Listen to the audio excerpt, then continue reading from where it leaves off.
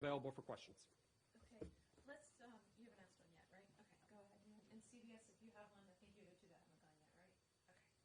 Okay, so I don't know who this goes to, but I'll throw the question out and you guys can decide. So with regard to the pause on the World Health Organization funding, what will determine if they get that funding or not, and who is actually leading the review of that funding right now? In terms of what the President said, so it's a 60 to 90-day pause. I think there are multiple elements within government who will be looking at the review. We have nothing to announce today in terms of the internal review processes, how it's going to work out. Know that others who interact with the World Health Organization are contributing to the review process. Okay, but what is the review looking for? What does the World Health Organization have to do in order to secure its funding? As the President stated and the Secretary stated this morning, there's numerous questions in terms of the management of the World Health Organization, how they have been operating and holding member states accountable in their actions. So the review is going to be all-encompassing, getting to all manners of management and operation questions. And one thing that the Secretary said was that the World Health Organization has not highlighted the fact that the CCP didn't reveal what it knew about the coronavirus pandemic when it knew it. If the WHO does that, is that something that you guys are looking for? I'm not going to comment on any interim findings or discussions. I have to say we'll have to wait till the final review is done. Want to add anything? No? Okay. CBS? I have a question about cooperation with vaccine development. Okay. If I could. Vaccine development. Go ahead, ask it. Considering that several countries are working on a vaccination, and given that the funding has been halted to WHO, does that mean this will affect at all cooperation between WHO countries on sharing information about a vaccine, depending on who comes up with one first, or will the US step in to help facilitate cooperation on a vaccination? Okay, a couple of things to think about. First, let's talk a little bit about scale. As the Secretary and Jim mentioned, over the last 2 decades, the United States has contributed over $140 billion in health work. In 2018, the last year that I actually have actual figures, it needs to be noted that only 4% of U.S. funds went to World Health Organization. 96% of our funds went to other organizations. So during this pause, what USAID and other entities are doing, we're looking for alternate partners to carry out the important work. So be it vaccines, polio, or any number of health issues, by no means are we pausing our efforts to eradicate polio or come up with vaccines. We're going with existing programs outside of the World Health Organization, and we're looking for different partners. Just some clarification on that. So first of all, I was wondering if there might be a carve-out for certain WHO programs like polio, but you're saying no, there isn't. You're going to find somebody else to do the polio or to do those programs that you're committed to.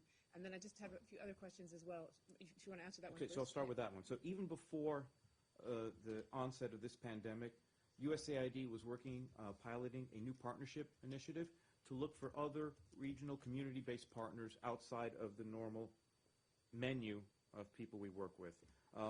I look forward to next week expanding the new partnership initiative in a more formal manner. But what we're doing right now is we're looking for different partners right now in terms of work in polio or any number of health issues.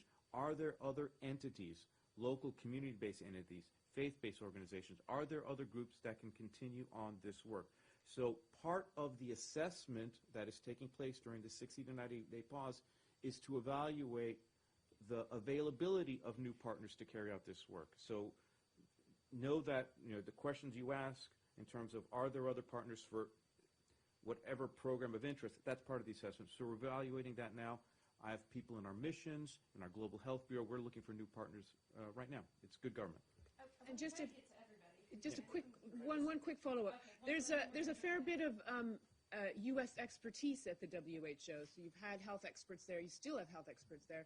Is that cooperation going to be cut off as well? Are you sort of cutting off the WHO, not just in terms of funds, but also in coordination and cooperation? So part of your question is getting at to the end point of an assessment. We cannot tell you what decisions are going to be made at the end of the assessment. During this assessment that the President announced, 60, 90 days, we're going to look at all aspects of operations of World Health Organizations. So some of the questions you pose are the questions we ourselves are going to be asking in terms of capabilities during this pause period. Yeah, let me just.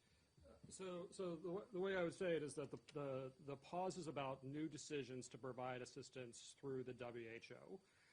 There's a lot of existing contracts that we've already essentially sent the check to pay for individuals, and we're not asking for refunds at this point.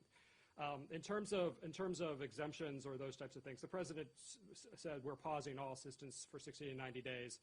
If the president has a subsequent announcement, we'll leave that to him to make that about targeted assistance. Nick, go ahead. So on the partners, just to be clear, as you examine the partners, are you taking the money that would have been going to the WHO over the next 2 to 3 months and plan to transfer that funds to partners, or are you withholding the money so that you possibly could still give it to the WHO depending on reforms? And if I could zoom in on IHRs, well, let me have you answer that first. And then Okay. So as the Secretary stated, in the aggregate, we have committed over $775 million just on the pandemic alone. So when we're looking for new partners, we're looking for partners who can execute the funds in these countries for their specific needs. So it can't be a cookie-cutter approach. So a solution for a challenge in one country is not the same as a solution in another country. So we're looking at ways to address the challenges individually with the funds that are being announced. Right, but does that mean that the money that would have gone to the WHO will instead go to partners, or is the money for the WHO being held back and possibly could still go to the WHO in the future? Possibly, again, it's a pause in new funding. As Director Richardson announced, money that has been given to WHO already is not being taken back, so some of those contracts and existing work is continuing. Okay, and then on the international, Let me just, yeah. So at the end of the day, this pandemic can't wait for the review. So our assistance to countries around the world is going to move forward. We will absolutely use the best. Every time that we make a decision to provide assistance to any country around the world, we have to make a choice. Do we use a multilateral organization? Do we use an NGO? Do we use a faith-based organization? Do we use a contractor? And that's really what the expertise of USAID does, to look at the whole, how are we going to get the best results in this circumstance? And so for every contract or every dollar flowing today, we're just taking WHO off the table, and we're going to provide that assistance to these other organizations in order to get the job done. Our assistance simply can't wait. That said, we're going to have a lot of global health resources in response to this pandemic over the coming years. Congress has already provided an additional $2 billion, and so we'll look forward to continuing to make more announcements about funding over the next several months. And then quickly on the IHRs, on the international health regulations, as I understand them, there is no real enforcement mechanism. I know the Secretary talked specifically about the leadership being able to enforce them, but is one of the reforms that you're asking for to increase the enforcement mechanism, or do you believe that enforcement mechanism is already there, and therefore this is a true failure, not of regulation, but of the leadership? Well, again, we'll have to get back to you with the details on that. Again, so I'm not going to prejudge the outcome of any assessment. Saeed, go ahead. Sure. Money dispensed to the West Bank and to the hospitals. Does it go directly there? Because I think USAID is not operating in the West Bank anymore. No, so we use implementing partners around the world. As I said, we use contractors, NGOs, multilateral organizations to actually be our hands and feet in most places around the world. So we'll be announcing the actual implementing partner here in the next couple of days. Anybody else? Rich? Just following up on what the Secretary had to say about and what Nick was talking about, the Director General of WHO has an enormous power available to him to enforce those who violate regulations. What is available to him? Well, as the Secretary stated, there are certain mechanisms which oblige member states to comply with agreements beforehand.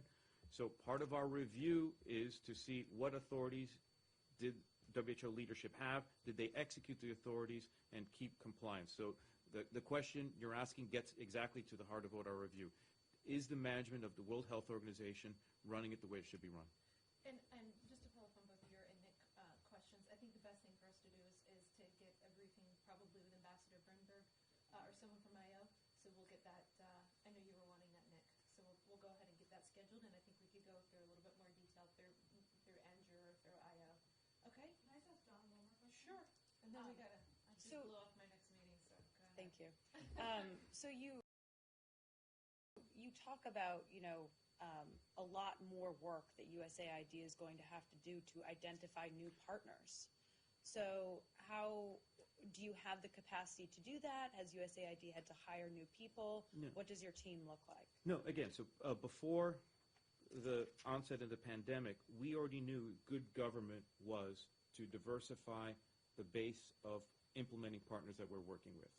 So under the leadership of Mark Green, who was administrator at the time, we started a pilot program called the New Partnership Initiative. So we started out in 14 missions. So we already knew the good government solution was to not depend on just a few implementers and partners. So what we're doing is that we've been already working with our workforce. We've gotten to pilot, the pilot program has been very successful. So next week I'll be signing an order expanding that pilot to all of our missions worldwide. This is something that was going to occur regardless of the pandemic. So with the pandemic coming on here, we're already starting to work with new partners. That does not necessitate new contracting staff, either in DC or the missions, but what we've been doing is providing guidance to our contracting staff to look and consider other partners. Are there other NGOs, faith-based organizations, community-based organizations which are localized in the country that have more permanence? So this was going to go on regardless of the regardless of the onset of the pandemic. So we're just fortunate that we've already been thinking along these lines and are able to execute now without any additional investment in staff.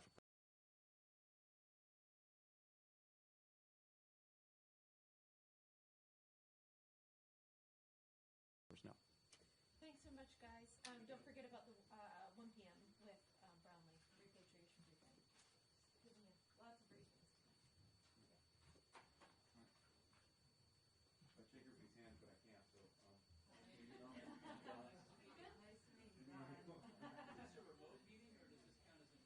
I guess I don't know, man. I don't know. All right, take care. Have a good one. Live Zoom.